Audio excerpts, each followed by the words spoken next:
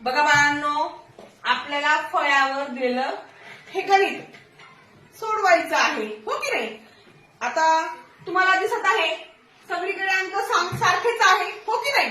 पण मधल्या क्रिया ह्या कशा आहेत? वेगळ्या आहेत, हो की नाही? 5/2 आणि 7/3 हे अंक सारखे आहेत की नाही?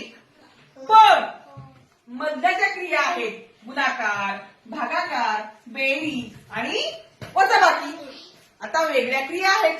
मग अशा प्रकारचं उदाहरण कसं सोडवायचं हे तुम्हाला मी आज सांगणार आहे. बघा अगोदर काय आहे, कोणती क्रिया आहे? गुणाकार. 5/2 गुणिले 7/3. आता हे कसं करायचं? तर जेव्हा मध्ये गुणाकार असतो तेव्हा उभ्या संख्यांचा आणि खालच्या छेदस्थानी संख्याच्या आणि अंशस्थानीच्या संख्यांचा गुणाकार करायचा. कसं करायचा? आडवा गुणाकार करायचा.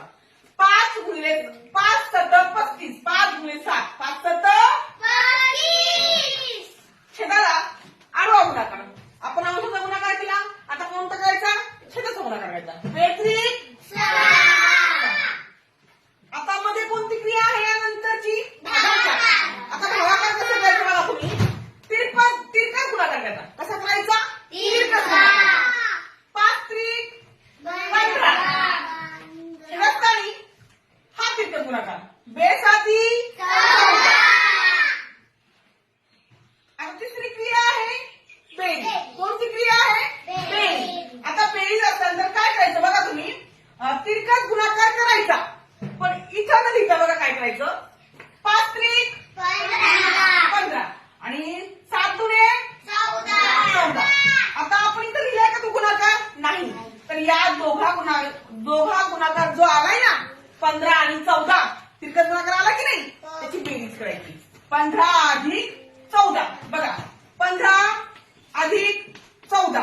5 आणि 4 9. 1 आणि 1 2. किती आले? 15 अधिक 14 29.